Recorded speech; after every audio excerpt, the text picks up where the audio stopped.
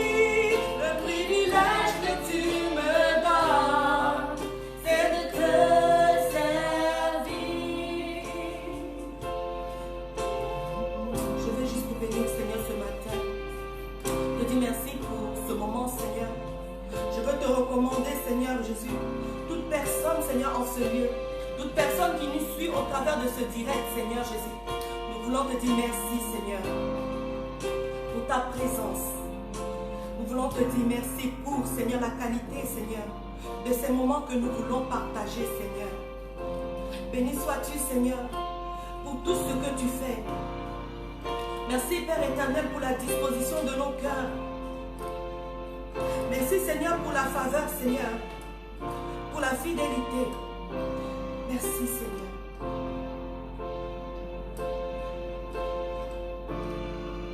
Béni sois-tu. Dans le nom de Jésus-Christ, nous voulons te dire merci, Seigneur. Béni soit ton Seigneur au nom de Jésus.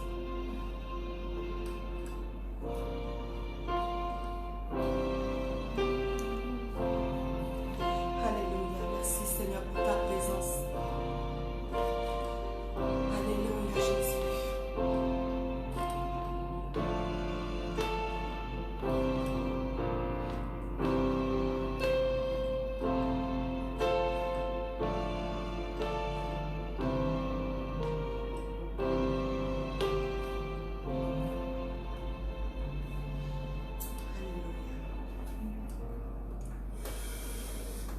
Alléluia, bonjour bien-aimés. Nous voulons ce matin bénir le Seigneur pour cette grâce qu'il nous fait. Nous voulons dire merci à Dieu pour sa faveur infinie, pour sa grâce qu'il nous donne de pouvoir partager des moments si agréables, de pouvoir partager des moments si bénis.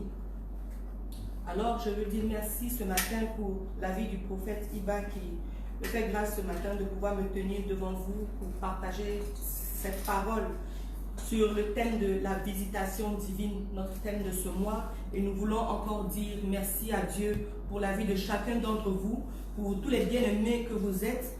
Merci pour votre fidélité, merci pour avoir toujours continué d'adorer le Seigneur malgré toutes ces épreuves que nous avons traversées depuis le mois de mars. Nous sommes un peu dispersés partout, mais nous croyons que nous sommes ensemble unis dans le même esprit, celui du Seigneur Jésus-Christ de Nazareth. Que donc votre vie soit bénie ce matin. Alléluia. Ce matin encore, toujours sur le thème de la visitation divine, Nous voulons parler ce matin de « Tiens-toi en éveil ». On va lire la parole de Dieu dans le livre de Matthieu, le chapitre 25, verset 13. Je vais demander aussi quelqu'un dans l'assistance, à certains moments, de bien vouloir lire la version le Louis II. Donc je lis ce matin la parole de Dieu dans le livre de Matthieu 25, verset 13.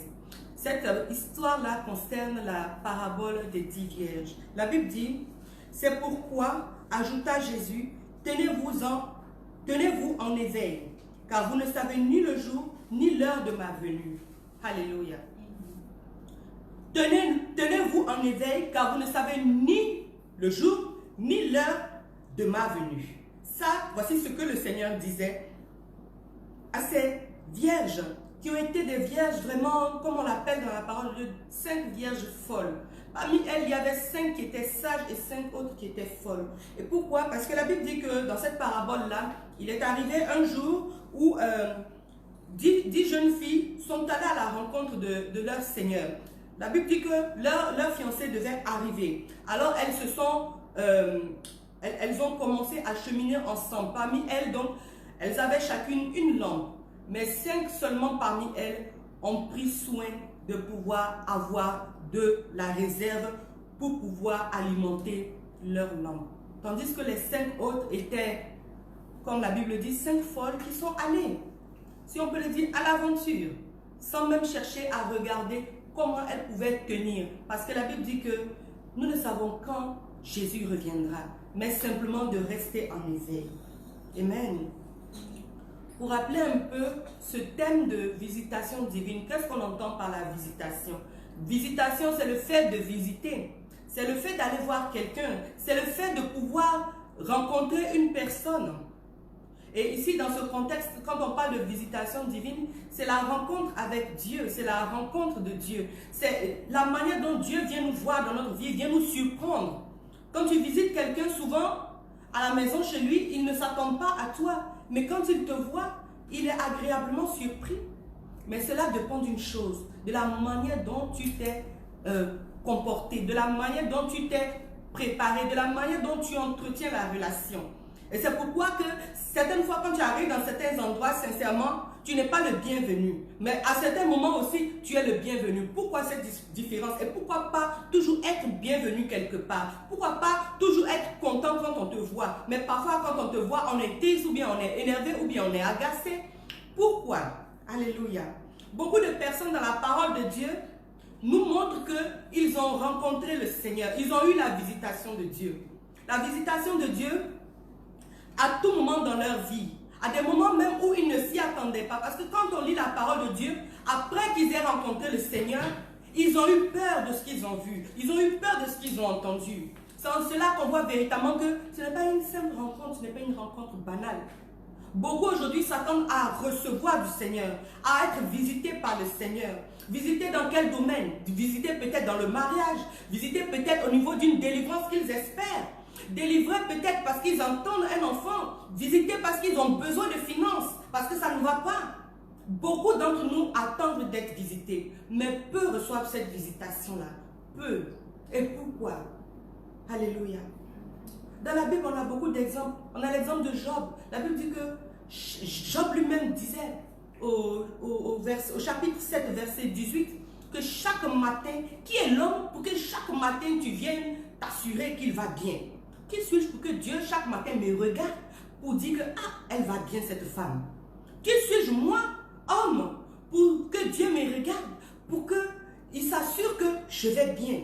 Qui suis-je? Alléluia. Nous sommes sa créature, mais quand Dieu prend son temps pour venir à notre rencontre, c'est qu'il y a quelque chose d'important. Job n'était pas un homme banal. Alléluia.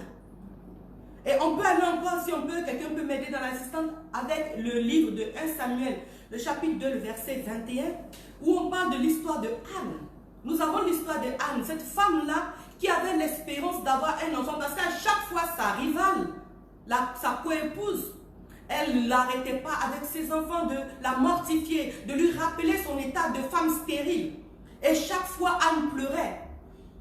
Et alors, qu'est-ce qui s'est passé? La Bible dit que à un moment donné, Anne a commencé à prier le Seigneur et le Seigneur l'a exaucé. Et cet enfant-là, enfant-là, la Bible dit que Anne l'a offert en sacrifice au Seigneur. Cet enfant-là était mis à part pour le Seigneur dans le temple auprès du serviteur de Dieu, le prophète Élie. Amen. Alors, quelqu'un avec moi va lire 1 Samuel 2, verset 21, parce que ma version est un peu différente. Mais j'aimerais bien entendre et que tout le monde puisse entendre 1 Samuel 2, verset 21. Si quelqu'un là peut le lire. Je lis la parole de l'Éternel. Amen. Lorsque l'Éternel eut visité Anne, elle devint enceinte et elle enfanta 3 fils et 2 filles. Et le jeune Samuel grandissait auprès de l'Éternel. Amen. La Bible dit quoi? Anne a été visitée. Ces événements se sont passés quand? Juste après que Anne ait offert cet enfant-là en sacrifice à l'Éternel. Ça ne s'est pas arrêté là. Amen. Quand nous observons dans notre vie, dans notre entourage, on voit des femmes souvent qui ont du mal à avoir des enfants. Et par la grâce de Dieu, parfois, Dieu leur fait grâce, elles obtiennent un enfant. Et ça reste le seul et unique enfant qu'elles ont reçu dans leur vie. Mais la Bible dit que cela aurait pu arriver aussi à Anne.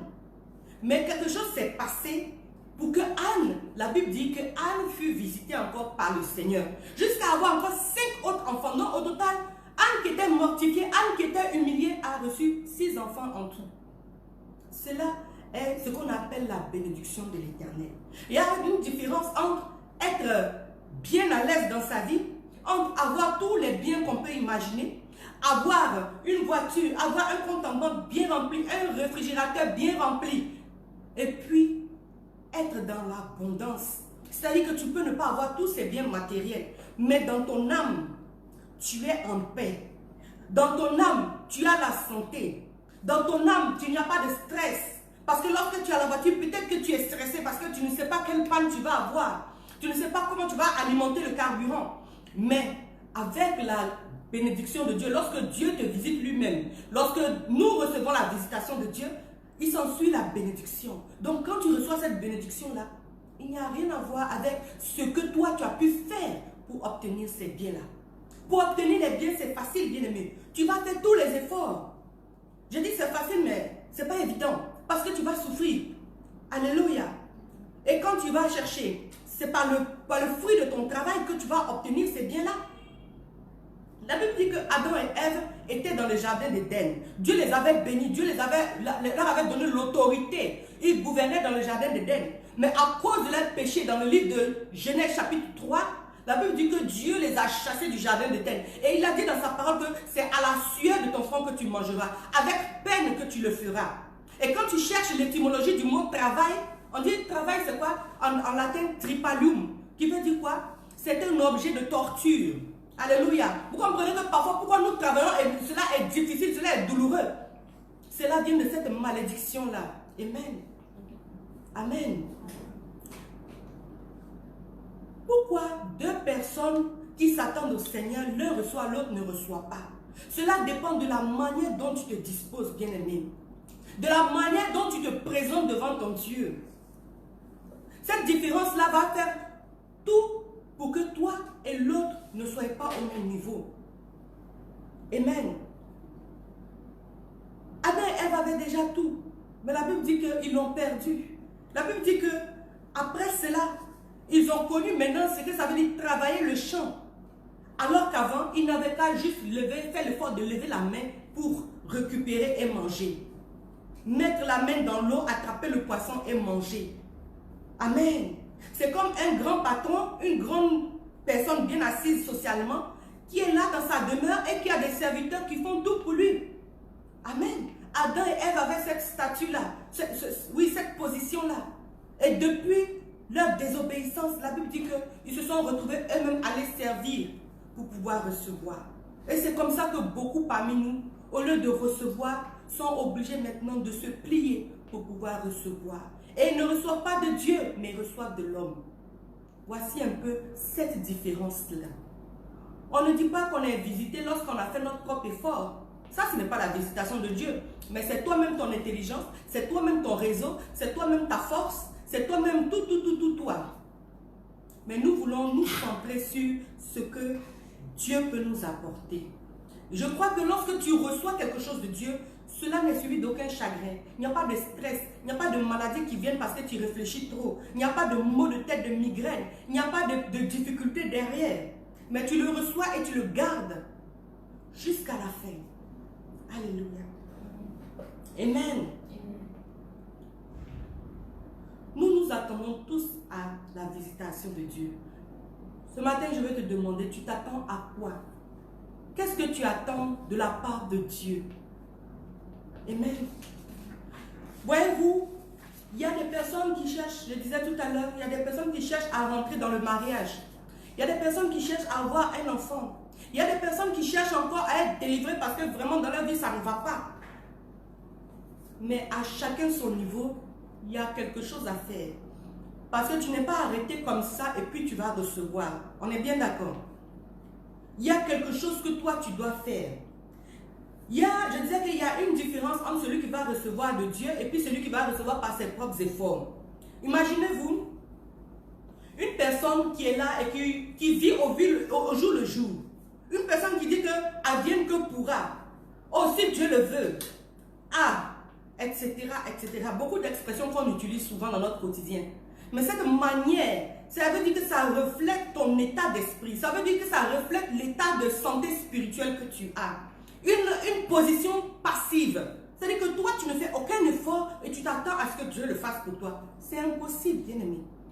C'est impossible. Il faut que toi-même, tu commences à déclencher le processus qui va te donner de rentrer dans la visitation divine. Anne n'était pas assise chez elle comme ça et puis elle a reçu son enfant. Elle n'est pas allée avec son mari simplement et puis elle a reçu l'enfant. Beaucoup de femmes et d'hommes vont ensemble mais ils n'ont pas d'enfant. Qu'est-ce qu'il y a lieu de faire? Tu peux connaître tout ce qu'il y a lieu de faire. Connaître les temps d'ovulation, prendre les hormones et tout ce qu'on connaît. Si tu veux même, tu peux aller même faire les inséminations artificielles, ça ne va pas marcher, bien aimé. Parce que la science ne marche pas à tous les coups. Mais avec Dieu, quand tu insères Dieu dans ton histoire, à ce moment-là, Dieu le fait. Alléluia. Anne avait pris le temps de se mettre à genoux.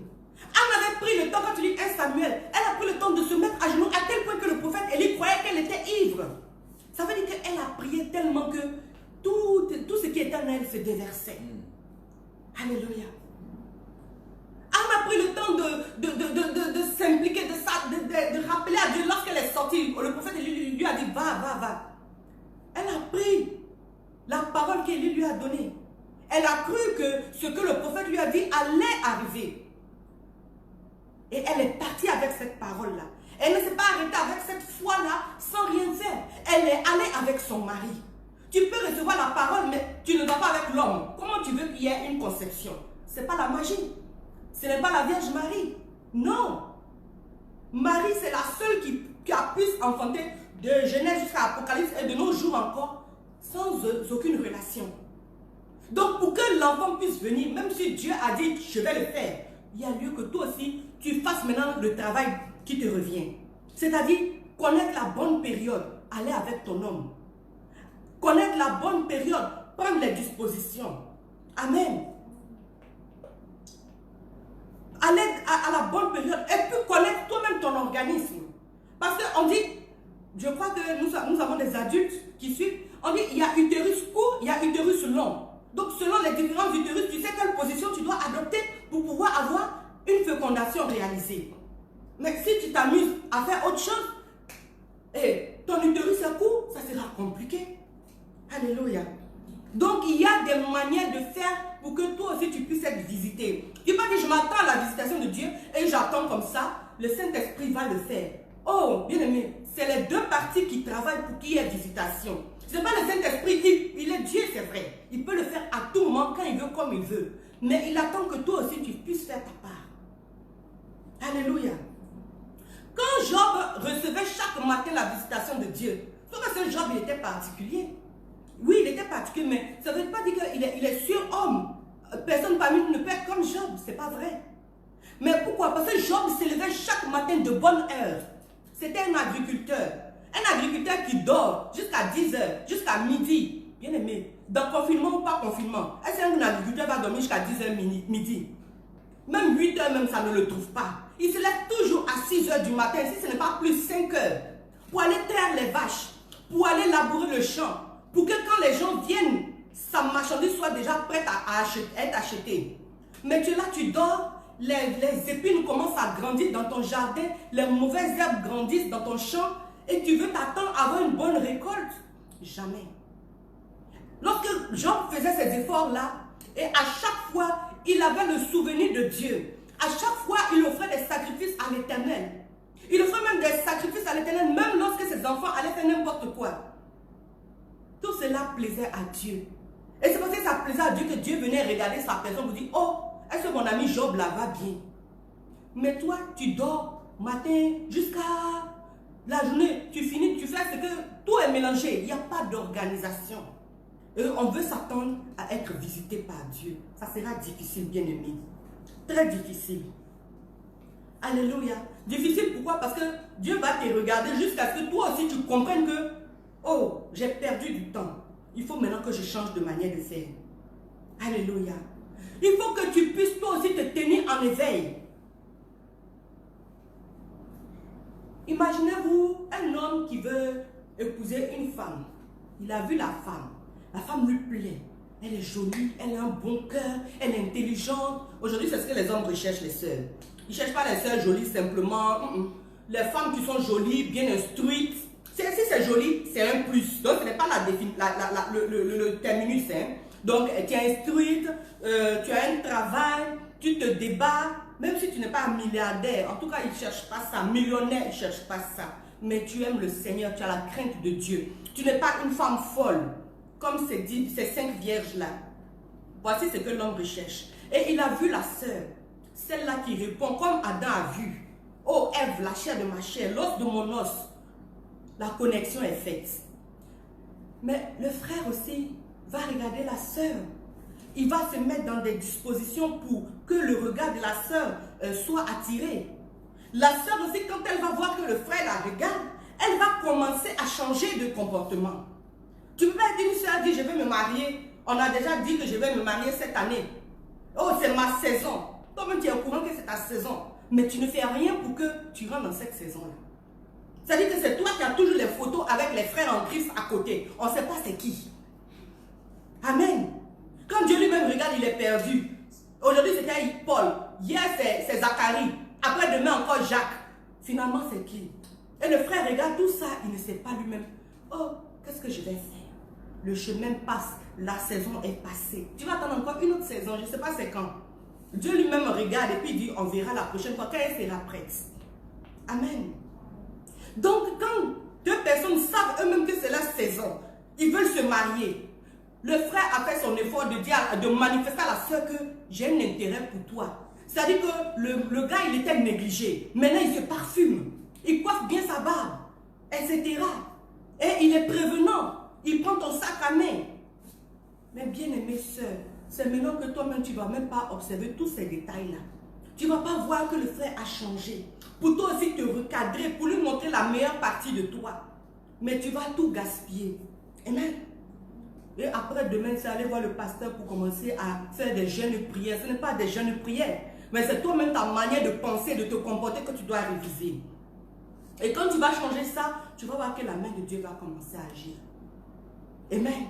Une personne qui veut être délivrée, Seigneur, je m'attends à la délivrance, je m'attends à la délivrance. Mais tu es là, tu dors. Tu as toujours les songes et les rêves où on t'attaque. Mais bien aimé, une personne qui veut être délivrée, elle va commencer à faire des enquêtes, à rechercher la cause de son malheur, à rechercher la cause qui fait qu'elle a encore des liens dans sa vie. Mais tu es là, tu dors, et puis tu dis, priez pour moi. Ça ne marche pas comme ça, tu ne seras pas délivré. Prier pour moi veut dire que moi-même là, j'ai identifié c'est quoi le problème. J'ai identifié qu'est-ce qui a été fait, oh, peut-être pas à mon niveau, mais peut-être au niveau de mes parents, de mes ancêtres là-bas, qu'est-ce qui a été fait. Et je suis dans cette situation. Mais tu es là et puis tu dors et tu t'attends. Ça ne peut pas arriver. Tu vas continuer comme ça encore longtemps, jusqu'à ce que tu en aies marre. La Bible dit quand tu es fatigué et chargé, c'est là que tu viens au Seigneur. À ce moment-là, tu vas t'abandonner à Dieu et le rencontrer. Alléluia. Amen. Il y a beaucoup de choses à faire dans la vie. Si nous voulons accéder à la visitation de Dieu. Amen.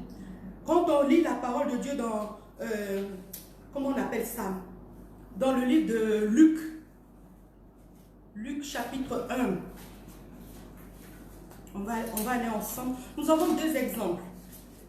Nous avons l'exemple de Siméon et nous avons l'exemple de la prophétesse Anne. Comment deux personnes qui s'attendent à Dieu peuvent recevoir sa visitation? Donc il y a les personnes qui sont passives. On a dit ça, ce n'est pas une bonne chose. Il y a les personnes qui sont très distraites. Ça, ce n'est pas une bonne chose. Mais nous avons ici, dans le livre de Luc, chapitre 2, à partir du verset 25. Amen.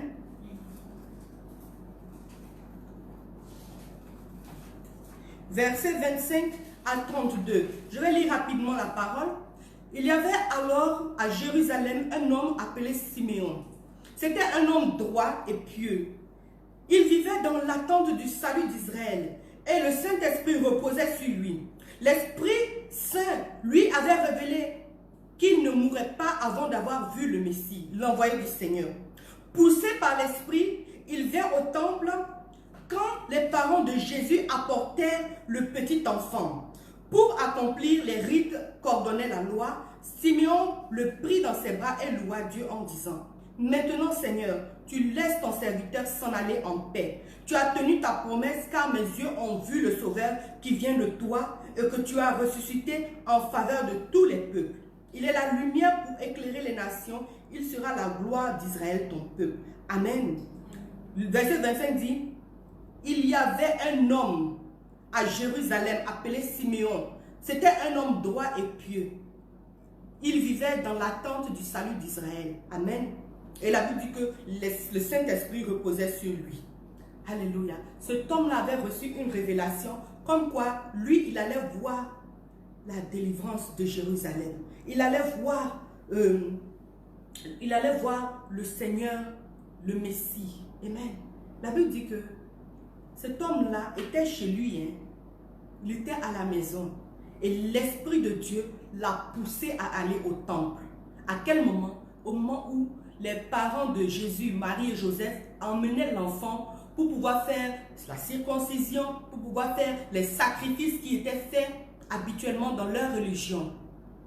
Et c'est à ce moment-là qu'il a rencontré. La Bible dit que comme il est animé de l'Esprit, il est plein de Saint-Esprit, il a reconnu que c'était le Messie. Et il a déclaré des paroles sans que quiconque ne lui dise quoi que ce soit. Il avait la révélation de Dieu. Et la Bible dit, il a déclaré de sa bouche que Dieu lui a permis de voir le Messie pour pouvoir maintenant s'en aller. Donc il peut mourir en paix, comme on le dit. Alléluia. Au verset 36 à 38, on lit encore: Il y avait aussi une prophétesse, Anne, fille de Phanuel, de la tribu d'Aser. Elle était très âgée dans sa jeunesse. Elle avait été mariée pendant 7 ans. Elle avait été mariée pendant 7 ans. Écoutez. Puis elle était devenue veuve et avait vécu seule jusqu'à 84 ans. Elle ne quittait jamais le temple où elle servait Dieu, nuit et jour, par le jeûne et la prière. Elle arriva, elle aussi, au même moment. Elle louait Dieu et parlait de l'enfant à tous ceux qui attendaient que Dieu délivre Jérusalem. Alléluia. Quand tu regardes la vie de cette femme, la prophétesse Anne, c'est une femme, on n'a pas beaucoup parlé d'elle dans la Bible. Hein. Une fois comme ça. C'est une femme vraiment discrète, mais efficace. Elle était mariée jeune. Et puis, où on parle là, elle était déjà à 84 ans. Donc, elle a eu combien? 7 ans de mariage. Oh, bien aimé. Après 7 ans, jusqu'à son âge 84 ans, là, ça fait combien d'années? Quand j'ai calculé, ça fait 67 ans que cette femme-là, elle n'a plus cherché à se marier, mais elle s'est mise à part pour le Seigneur. 77. Excusez-moi, 77 ans. Elle a pris le temps d'être dans le jeûne, dans la prière, de se mettre dans le temple. Aujourd'hui, de nos jours, là, quelle femme qui va se marier jeune, laisser la jeunesse et puis se mettre à part pour Dieu à 100%.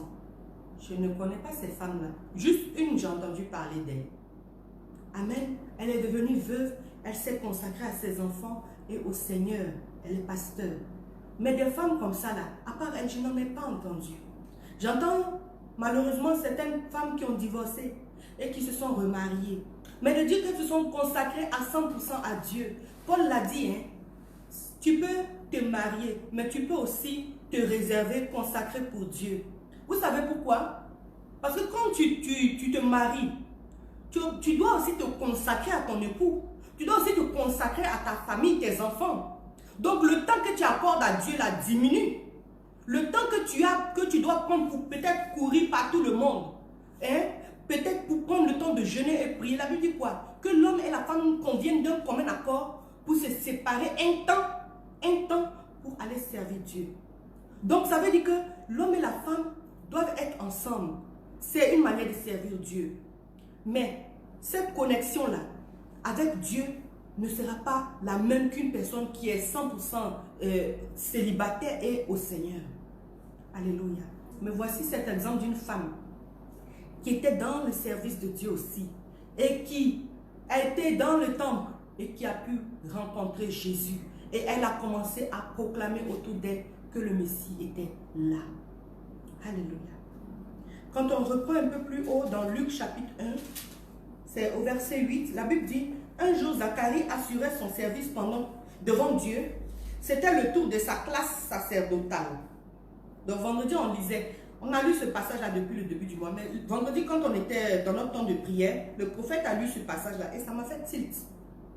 Ça veut dire que cet homme-là avait un groupe pour servir Dieu. Donc c'était le tour de sa classe sacerdotale. Différentes classes qui servent Dieu. Et suivant la coutume des prêtres, il avait été désigné par le sort pour entrer dans le sanctuaire du Seigneur et y offrir l'encens. À l'heure de l'offrande des parfums, toute la multitude du peuple se tenait en prière à l'extérieur. Au verset 11, la Bible dit: tout à coup, un ange du Seigneur lui apparut debout à droite de l'autel des parfums. Quand Zacharie le vit, il en fut bouleversé et la peur s'empara de lui. Amen. Et quand on connaît la suite de l'histoire, l'ange a déclaré à Zacharie qu'il aurait un enfant avec sa femme Élisabeth. Voyez-vous, cet homme et cette femme-là étaient très âgés. Aujourd'hui, à partir de 40 ans, on te dit que tu arrives un peu dans la ménopause. Ce n'est pas que tu arrives un peu. Tu es dans la ménopause. D'autres même un peu plus tôt sont déjà ménopausés. Mais Dieu va dire au travers de l'ange: vous allez être visité. Vous allez recevoir un enfant. Waouh! Mais ces trois exemples que nous avons pris là, ils ont quoi de particulier pour pouvoir être visités par Dieu? La Bible dit qu'ils étaient tous en train de faire leur part. Ils étaient en train de servir Dieu. Ils étaient en train d'adorer Dieu. Ils étaient en train de prier Dieu. Croyez-vous que c'est un hasard par lequel Zacharie a été tiré au sort? Ce n'est pas un hasard, mais c'est Dieu qui orchestre toutes ces choses-là pour permettre que Zacharie aille à la rencontre de cet ange et recevoir cette parole-là. Quand Zacharie a reçu cette parole, la Bible dit qu'il n'a pas cru. Parce que parfois aussi, Dieu te visite, il te dit une chose, mais tu ne crois pas. La bouche de Zacharie est restée fermée. Alléluia. Parce que Dieu doit se glorifier. Il permet que même toi-même tu sois handicapé. Pour que lui, sa volonté se fasse. Pourquoi? Il aurait pu bien le faire comme ça en laissant Zacharie continuer à parler. Mais il voulait que Zacharie voie et après glorifie Dieu. Zacharie a gardé le silence. Et Dieu l'a fait. Pourquoi? D'autres ont dit non, c'est parce qu'il manquait de foi. Certainement. Mais Dieu l'a visité. Pourquoi? À cause de sa posture, à cause du service qu'il faisait pour Dieu. Il n'était pas assis chez lui en train de se lamenter: je n'ai pas d'enfant dans ma vieillesse, la même peine petit qui court, pas de petit enfant, rien. D'ailleurs, est-ce qu'il a même pu voir même petit enfant? Il n'en a pas vu. Alléluia. Mais le seul enfant qu'il a eu, c'est celui-là qui a introduit le Messie. Donc la seule visitation que tu vas recevoir de Dieu peut être la bénédiction qui va te suivre toute ta vie et qui va bénir des personnes tout autour de toi, des générations même après vous. Alléluia. Aujourd'hui, on parle de Jean-Baptiste parce qu'il est celui-là même qui a introduit Jésus, c'est celui-là même qui a baptisé Jésus, qui l'a présenté au monde. Mais si Jean-Baptiste n'avait pas été on n'aurait jamais eu notre Jésus. On l'aurait eu parce que c'est le plan de Dieu. Mais de quelle manière? Comment est-ce que Jésus aurait été présenté? Quand on fait des recherches un peu historiques, on dit à l'époque des Juifs, en fait, le peuple était dans l'oppression, hein, par les Romains, par cet empire romain-là. Et ils s'attendaient effectivement à un sauveur. Mais pour eux, ce sauveur-là, ce serait quelqu'un qui allait venir en cheval blanc, quelque chose, un être déjà adulte, quoi. Hein? Peut-être aujourd'hui, on entend des politiciens, on dit, voilà, ça c'est notre sauveur qui est là. C'est quelque chose comme ça auquel les Juifs s'attendaient. Mais Dieu les a surpris en envoyant un petit enfant. En le montrant comme ça, comme innocent, comme rien du tout. Et à montrer aux hommes qu'il était là, parmi eux, grandir comme eux, etc. Et c'est pourquoi que beaucoup de personnes n'ont pas cru en lui. Et aujourd'hui, par la grâce de Dieu, nous tous, nous avons reçu ce sauveur-là. Nous tous aujourd'hui, nous bénéficions de cette grâce-là, de pouvoir être visités. Mais cette visitation-là dépend de nous. Pour la recevoir, ça dépend de toi. Si tu veux, tu es passif, il n'y a pas de problème. Il va visiter une autre personne. Il va visiter ton mari, toi tu vas rester. Amen. Il va visiter ta soeur jumelle, toi tu vas rester. Pour dire que Dieu ne va pas regarder que vous êtes ensemble, que vous avez des liens, que vous êtes alliés pour pouvoir vous bénir vous deux, parce que vous n'êtes pas de la même disposition. Pour pouvoir recevoir de cette visitation, bien aimé, il faut que toi-même tu aies déjà le cœur disposé. Il faut que toi-même tu puisses vouloir cette chose-là, te préparer à cela. Toi qui veux le mariage, toi qui veux la délivrance, toi qui veux le succès, toi qui veux l'onction pour le ministère, il faut que toi-même tu aies le cœur pour cela. Il faut que tu sois au bon endroit, au bon moment. On est en train de courir, mais Dieu te veut où? Au moment où on va dire qu'il y a un homme d'affaires qui arrive, tu as besoin de financement, mais c'est toi qui es en train de courir à gauche et à droite, en train de faire les Facebook Live, en train de faire je ne sais quoi encore, alors que tu as besoin simplement de t'asseoir quelque part, de boire un petit Coca-Cola et de rencontrer quelqu'un qui va juste dire, je peux m'asseoir à votre table. Et la conversation commence, c'est une connexion qui se fait. Alléluia. Souvent, Dieu nous attend dans des endroits où nous n'aimons pas aller. Va t'asseoir à l'église, tu n'aimes pas. Il y a une vidéo qui circulait un temps. C'était une jeune demoiselle qui était dans le temple, qui était en train de laver le sol. Je ne sais plus si c'était au Bénin ou bien au Togo. C'est une histoire qui passait sur Facebook. Elle lavait le sol vraiment avec le savon, vous voyez, comme l'africaine quoi. Et l'homme est rentré dans le temple, il a vu cette femme-là en train de travailler. Et en même temps, la connexion s'est faite. Alléluia. C'est-à-dire que pendant que tu es en train de servir Dieu, ce que tu recherches là, tu vas le recevoir. Mais tu es assis chez toi et puis tu es en train d'espérer, tu es en train de te lamenter pour recevoir la chose. Mais bien aimé, ça ne va pas te faire avancer. Simeon était chez lui. Il était en train peut-être de s'occuper de sa femme et de ses enfants. Il était peut-être en train de réparer quelque chose dans sa maison. Mais la Bible dit que poussé par l'esprit, il s'est rendu au temple. Au moment où les parents de Jésus l'emmenaient pour le bénir, pour le circoncire. Anne aussi, qui avait pour habitude d'être là, dans le temple, a pu rencontrer et voir Jésus de ses yeux. Parler. On dit, les femmes ont fait le ministère de Jésus, mais la première femme qui a fait le ministère de Jésus, c'était la prophétesse Anne. Parce que c'est elle qui a commencé à parler de Jésus. Alléluia. Mais tu vas voir aussi d'autres personnes qui sont là et qui espèrent, mais qui n'ont pas une vie qui reflète la gloire de Dieu, la volonté de Dieu. Quand ta vie ne reflète pas la volonté de Dieu, tu vas tout faire, bien aimé, tu ne vas rien recevoir. Dieu se plaît dans les choses bonnes, les choses qui lui ressemblent. Bien aimé, tu vas chercher le mariage, mais tu as plusieurs fiancés en même temps. Comment tu vas avoir le mariage? À un moment donné, Dieu va orchestrer une situation que tout le monde va savoir que toi, tu as plusieurs fiancés. Amen. Tu veux le mariage, mais tu t'amuses encore. Tu es dans les choses de la jeunesse. À un moment donné, il faut de la maturité pour rentrer dans le mariage. Ce n'est pas des jeunes filles, ce n'est pas des jeunes hommes qui rentrent dans le mariage, mais ce sont des hommes et des femmes bien matures qui rentrent dans le mariage.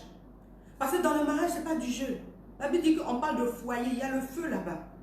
Quand un enfant voit le feu, il fuit. Mais quand un adulte voit le feu, il sait comment se comporter. Il sait que là, si c'est un incendie, il faut calfeutrer peut-être les trous d'aération pour se protéger. Alléluia. Il faut prendre un mouchoir avec de l'eau dedans pour se masquer le nez. Si c'est sur le gaz, il sait que voilà, je peux doser le feu comment pour pouvoir poser la casserole. Mais un enfant n'a pas toutes ces notions-là. Et c'est comme ça qu'un enfant ne peut pas rentrer dans le foyer. Amen. Une personne qui n'est pas convertie ne peut pas parler de délivrance. Parce qu'elle ne sait pas de quoi il s'agit. Elle ne sait même pas qu'elle est sous oppression. Pour elle, c'est les circonstances de la vie. Le fait que rien ne marche avec elle, c'est les circonstances de la vie. C'est les gens peut-être qui ne l'aiment pas. C'est pourquoi elle a toujours des problèmes avec des gens. Mais elle ne sait pas que peut-être c'est un mari de nuit qui fait que, peut-être c'est un esprit guerrier qui l'anime, qui fait que les gens s'éloignent d'elle. Alléluia. Tu as besoin de ta vie, que ta vie reflète la volonté de Dieu pour que Dieu puisse te visiter. Tu as besoin que tu puisses être au bon moment, au bon endroit pour que Dieu te visite. Tu as besoin d'être un enfant obéissant. Quand Dieu dit mets-toi à gauche, tu te mets à gauche. Quand Dieu dit mets-toi à droite, tu te mets à droite. Quand Dieu dit jeûne, tu jeûnes. Quand Dieu dit prie, tu pries. Quand Dieu dit éteins la télé, tu éteins la télé. Mais souvent Dieu est en train de nous parler. Comme il y a du monde, on entend de faire une causerie, un sujet intéressant. Nous sommes tous assis là et on continue de converser. Mais Dieu te veut et il t'attend dans la prière. Il a quelque chose pour toi. Il a quelque chose à te dire. Il a quelque chose à te montrer. Il a quelque chose à te révéler. Mais pendant ce temps, où sommes-nous? Amen. Mais tu cherches l'enfant, mais tu n'aimes pas les autres enfants. Comment tu vas avoir un enfant? Alléluia. Tu n'aimes pas l'enfant de ta rivale. Quand je dis ta rivale, c'est pas aujourd'hui parce que nous sommes des chrétiens. Nous croyons que le mariage c'est la monogamie. Ce n'est pas beaucoup de... Mais ça arrive des foyers où l'enfant n'est pas le tien. C'est pourquoi je parle de rivale, mais ce n'est pas vraiment ta rivale puisqu'il n'y a plus de concurrence entre vous. Alléluia. C'est toi qui es là, mais tu n'aimes pas l'autre enfant. Comment est-ce que tu peux recevoir la bénédiction? Tu ne peux pas recevoir la bénédiction. Tu t'occupes des enfants, mais tu n'aimes pas les enfants. Tu es enseignante, tu n'aimes pas les enfants. Comment tu peux recevoir la bénédiction? Tu ne peux pas recevoir. Tu es nounou, tu es, je ne sais pas, puéricultrice. Tu n'aimes pas les enfants. Comment tu peux recevoir? Ce n'est pas possible. Alléluia. Ce matin, je veux t'inviter vraiment à dire, Seigneur, aide-moi. Aide-moi à changer de manière de voir. Aide-moi à pouvoir me tenir en éveil. Comme ces 10 vierges-là qui étaient là. Je n'ai pas lu tout le passage, mais je vais le lire, Matthieu 25. Il dit que ce jour-là, à partir du verset 1er, ce jour-là, il en sera du royaume des cieux, comme de 10 jeunes filles qui prirent leur lampe et s'en allèrent à la rencontre du marié. 5 d'entre elles étaient insensées, les 5 autres étaient avisées. Les jeunes filles insensées prirent leur lampe sans penser à emporter de réserve d'huile. Mais celles qui étaient avisées prirent avec leur lampe des flacons contenant de l'huile. Comme le marié, excusez-moi, se faisait attendre, elles s'assoupirent. Toutes finirent par céder au sommeil. À minuit, un cri retentit. Voici l'époux, allez à sa rencontre. Toutes les jeunes filles se levèrent et préparèrent leur lampe. Alors les jeunes filles insensées s'adressèrent à celles qui étaient avisées. Donnez-nous de votre huile, car nos lampes sont en train de s'éteindre. Mais celles-ci leur répondirent, non, il n'y en aura jamais assez pour nous et pour vous. Courez plutôt vous en acheter chez le marchand. Elles partirent en chercher. Pendant ce temps, le marié arriva. Celles qui étaient prêtes entrèrent avec lui dans la salle des noces et l'on ferma la porte. Plus tard, les autres jeunes filles arrivèrent à leur tour, mais elles eurent beau crier, « Seigneur, Seigneur, ouvre-nous !» Il leur répondit, « Vraiment, je vous l'assure, je ne sais pas qui vous êtes. » C'est pourquoi, ajouta Jésus, « Tenez-vous en éveil, car vous ne savez ni le jour, ni l'heure de ma venue. » Amen. Tu es là au lieu de te concentrer, bien-aimé. Tu veux te distraire. Équipe-toi, prépare-toi, tiens-toi en éveil. Parce qu'à tout moment, tu peux être visité par Dieu. Au moment où tu ne t'y attends pas, tu peux être visité par Dieu. Je pouvais partager avec quelqu'un une expérience sur l'enfantement. Tu recherches la grossesse, mais la grossesse ne vient pas. Pendant que toi, tu obtiens la grossesse, les autres sont encore en train de chercher. Alléluia. Amen. Il y a des femmes qui n'ont rien à faire comme effort, mais facilement, elles ont la grâce de Dieu d'enfanter. Mais il y en a d'autres qui vraiment, elles triment pour avoir l'enfantement. Et ça ne vient pas. Mais cela dépend de toi. Tu peux recevoir cet enfantement. Moi, j'avais été déclarée stérile sans cause. Mais Dieu a opéré le miracle. Je disais tout à l'heure à mon introduction que tu peux aller faire, même si tu veux, l'insémination artificielle et ça ne va pas prendre. J'en connais des gens qui l'ont fait. Ça n'a pas pris. Ils en ont fait même ailleurs dans les coins vraiment renommés. En Europe et autres, ça n'a pas pris. Alléluia. Au moment où on me disait non, on a tout fait. On a fait injection d'hormones. On a donné les médicaments, rien à faire. Les surveillances de coupe, de température, tout ce qu'il y a lieu de faire. Je disais, il faut se préparer si tu cherches l'enfant. J'ai fait tout. Les positions, tout. Mais il n'y avait pas d'enfantement. Chaque mois, c'était le même scénario. Jusqu'à ce qu'on me dise, va faire l'insémination artificielle. À ce moment-là, j'allais et je disais, je n'ai pas la conviction. Mais nous sommes quand même partis. Et quand nous sommes arrivés, on nous a donné toute une pile de documentation et d'examens à faire. Et tous les examens demandaient que d'abord le cycle ait commencé. Le seul examen que je pouvais faire, c'était l'échographie. Pour voir un peu la constitution des organes et autres. Mais au moment de l'échographie, on constate que quoi? L'enfant est déjà positionné. Alléluia. Amen. Pourquoi? Parce que c'est vrai, je pleurais chaque mois, comme Anne pleurait chaque année lorsqu'elle montait à la montagne. Mais je continuais de servir Dieu. Je continuais à rappeler à Dieu que j'ai besoin de cet enfant. Et je savais en mon fort intérieur, je le disais toujours, mon enfant sera un garçon. Dieu l'a confirmé au travers de d'autres personnes. Et Dieu me l'a montré par mes yeux qui l'ont vu ce jour-là. Et le jour de l'accouchement, je pleurais. Pas parce que j'avais mal, hein. J'avais fini d'accoucher. Et je n'ai pas pleuré aussi. Alléluia. Mais je pleurais. Les femmes me disaient, mais pourquoi elle pleure?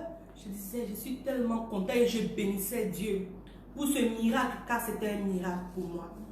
Je ne dis pas que je suis mieux qu'une autre femme qui n'a pas encore été visitée. Mais je crois que c'est la persévérance, c'est la fidélité à Dieu. Dans mon service, dans mes sacrifices, dans mes dons, dans mes dîmes, qui m'ont permis d'accéder.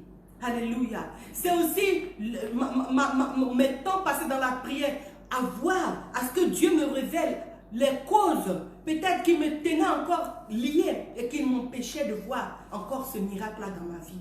Alléluia.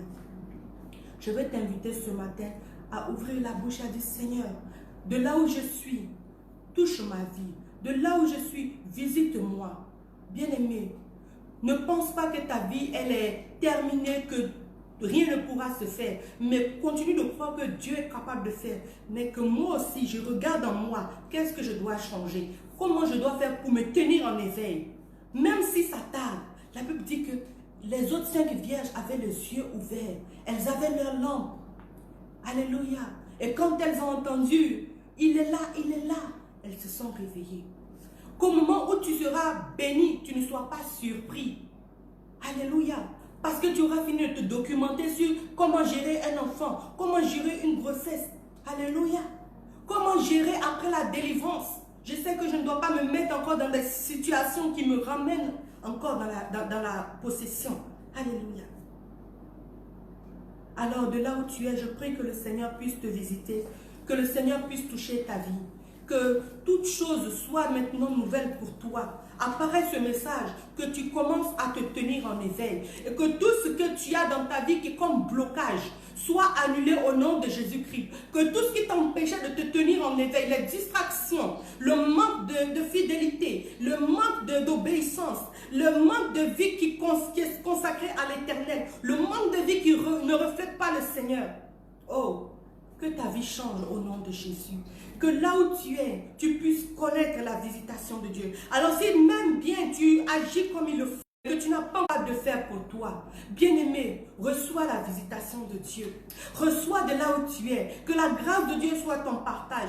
Que la grâce de Dieu soit ton partage. Et que tout ce qui était bloqué, que le Seigneur les débloque. Là où il y avait des chaînes, qu'elles soient arrachées au nom de Jésus-Christ de Nazareth. Et je prie au nom de Jésus-Christ que tu sois sois visité. C'est vrai que nous sommes au 6e mois, nous sommes déjà à la fin de ce 6e mois. Mais je crois que même au-delà de ce 6e mois, tu peux être visité. Souvent, nous croyons que c'est le temps des hommes, mais le temps de Dieu n'est pas le même que le temps des hommes. Ce n'est pas le chronos, mais c'est le kairos. Quelle est la révélation de Dieu pour toi? Quel est le temps parfait pour que toi, tu reçoives cette visitation? C'est tellement que ton frère ou ta soeur qui a prié pour la même chose a reçu. Mais pour toi, Dieu a un temps favorable. Parce qu'en ce moment où si tu reçois, tu n'es peut-être pas prêt à recevoir. Mais Dieu attend le moment où tu seras apprécié. C'est comme lorsque tu manges une chose, mais que tu n'as pas faim, tu n'apprécies pas le goût de cette chose. Mais lorsque tu manges et que tu as faim, tu apprécies cette chose-là. Alléluia, je prie que cela t'arrive, que cela soit ton partage dans le nom de Jésus-Christ. Reçois la grâce de Dieu, reçois la visitation de Dieu dans le nom puissant de Jésus-Christ de Nazareth. Merci Seigneur pour la vie de tous les bien-aimés qui nous ont suivis ce matin, qui sont avec nous en ce lieu également. Merci pour ta grâce sur la vie de tout un chacun. Que ton nom soit béni au nom puissant de Jésus-Christ de Nazareth. Amen. Alors que Dieu nous bénisse de là où nous sommes, que Dieu nous bénisse au nom puissant de Jésus. Nous allons juste chanter un cantique pour terminer, pour dire: Seigneur, je veux m'enraciner en toi. Je veux croire que tu es capable de faire pour moi ce que même je ne peux pas imaginer. Alléluia. Gloire à ton nom, Seigneur. Nous bénissons ton nom au nom puissant de Jésus-Christ de Nazareth. Alléluia. Oh, merci Seigneur pour ta fidélité. Oh, merci Seigneur.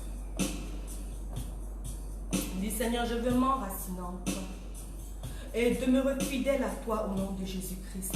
Amen.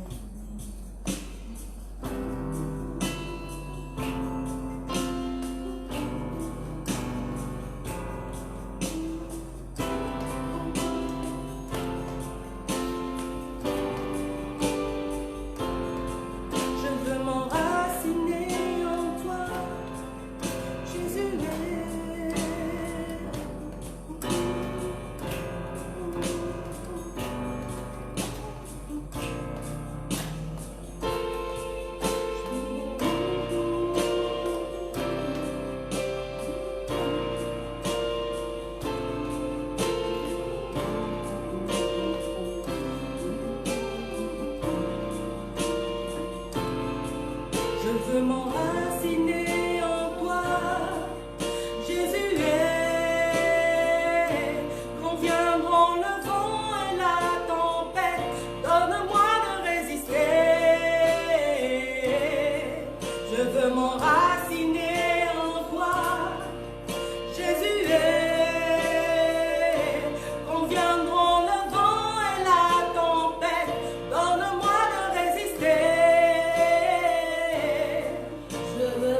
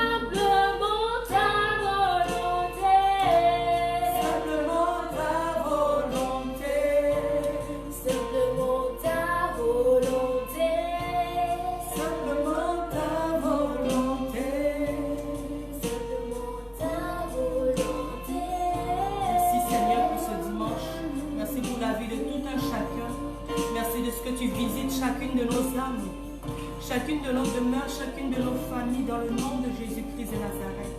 Nous croyons en ta fidélité et nous te disons merci encore Seigneur Jésus-Christ pour tout ce que tu fais, pour tout ce que tu feras. Au nom de Jésus, sois béni de là où tu es, au nom de Jésus.